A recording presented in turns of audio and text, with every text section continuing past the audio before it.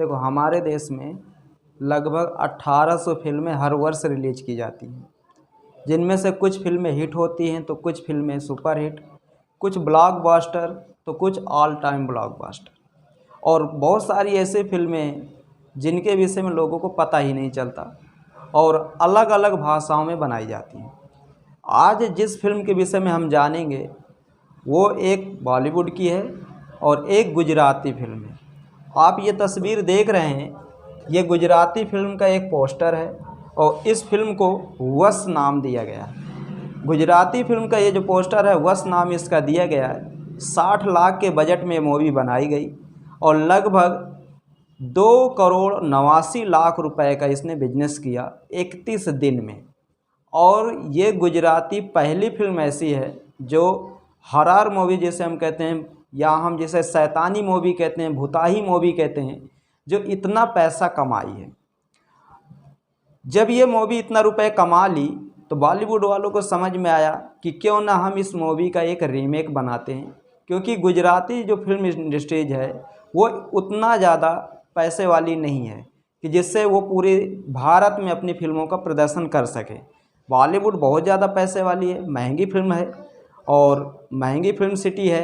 महंगी फिल्में बॉलीवुड में बनाई जाती हैं, बड़े बड़े हीरो उनमें काम करते हैं, बड़ी बजट की मूवी रहती हैं। ये एक लो बजट की मूवी थी लेकिन कहानी में दम था। अब उसमें क्या होता है कि बॉलीवुड के जो निर्माता होते हैं वो इसको लेते हैं, जिनका नाम है विकास बहल। विकास बहल उसकी पूरी स्क्रिप्ट ले लेते हैं, ख़रीद लेते हैं वश की, उसके डायरेक्टर को पैसा पे कर देते हैं और वश नाम से ना फिल्म बना करके शैतान नाम से फिल्म बनाते हैं। अब शैतान नाम से आप समझ सकते हैं कि शैतान किसे कहा जाता है, तो शैतान भूतों को कहा जाता है। शैतान नाम से वो अपना एक टाइटल चूज करते हैं और इसकी शूटिंग शुरू कर देते हैं। जब शूटिंग शुरू करते हैं, फिल्म पूरी बन के तैयार हो जाती है। इसमें दो बहुत बड़े सुपरस्टार को लिया जाता है, एक आर माधवन साहब को और दूसरा अजय देवगन साहब को। आर माधवन साहब जाने माने साउथ और बॉलीवुड के बहुत प्रसिद्ध अभिनेता हैं और अजय देवगन साहब को तो कौन नहीं जानता। शायद पूरे भारत में कोई ऐसा बच्चा हो जो अजय देवगन को ना जानता हो। तमाम ऐसी फिल्में अजय देवगन की हैं जिनकी वजह से ये हमेशा सुर्खियों में बने रहते हैं। और अजय देवगन कोई भी किरदार को जब निभाते हैं तो बहुत गंभीरता के साथ निभाते हैं और इनका हर किरदार लोगों को बहुत पसंद आता है। जैसे कि इनकी पहली फिल्म जब आई थी 1991 में, फूल और कांटे, तो लोगों ने बहुत ज़्यादा प्यार दिए थे और ये फिल्म उस समय सुपर हिट हुई थी। और उसके बाद जब इनकी दूसरी मूवी आई जिगर, तो लोग उसे भी बहुत ज़्यादा पसंद किए। धीरे धीरे बीच में कुछ इनकी फिल्में फ्लॉप चली गई और धीरे धीरे आगे इनका कैरियर बढ़ा और आज एक बहुत बड़ा नाम हो गया फिल्म इंडस्ट्रीज में भारत के अंदर। तो अजय देवगन साहब को सब लोग जानते हैं। अजय देवगन इसमें बहुत अच्छी एक्टिंग की है। दृश्यम इनकी बहुत अच्छी फिल्म थी। अब ये मूवी बनाई गई, इस मूवी का बजट बताया गया लगभग 65 करोड़ रुपए। अब देखिए 65 करोड़ रुपए थोड़ा बजट नहीं होता, बहुत बड़ा बजट होता है। अब ये मूवी को हिट कराने के लिए लगभग इस मूवी को 130 करोड़ रुपए कमाने होंगे। अगर ये मूवी 130 करोड़ रुपए कमा रही है तो इस मूवी को हिट का टैग दिया जाएगा। अगर उससे कम ये पैसा कमा रही है तो इसे फ्लॉप का टैग दिया जाएगा। अगर मान लो ये मूवी 65 करोड़ नहीं कमा पा रही, 65 करोड़ से कम पैसा कमा पा रही, तो इसे डिजास्टर का टैग दिया जाएगा। लेकिन डिजास्टर का टैग इस मूवी को नहीं मिलेगा। ये मूवी कुल 4 दिन के अंदर लगभग 63 करोड़ रुपए कमा चुकी है, बताया ये जाता है। अब 63 करोड़ रुपए लोकल इंडिया बॉक्स ऑफिस में ये मूवी कमा चुकी है, तो इसका मतलब है इसका जो world wide box office collection है वो लगभग पहुंच रहा है 100 करोड़ के आसपास। तो कहीं ना कहीं देखा जाए ये मूवी 4 दिन के अंदर 100 करोड़ रुपए कमा चुकी। अब 4 दिन के अंदर वर्ल्ड वाइड ये 100 करोड़ रुपए कमा रही है, तो अभी तो थिएटर में लगी ही है। अगर ये 10 दिन ऐसे ही चली जाएगी, लगी रहेगी, तो उम्मीद है कि 130 करोड़ रुपए ये पार करने में ज़्यादा समय नहीं लेगी।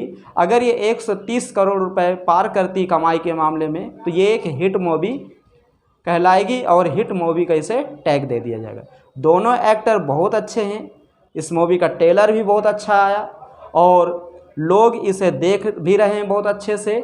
और जितने भी बड़े शहर हैं जैसे कि मुंबई हो गया, बेंगलुरु हो गया, कानपुर हो गया, लखनऊ हो गया, वहाँ पर इस मूवी को लगाया गया है। अभी छोटे शहरों में इस मूवी को कम लगाया गया है।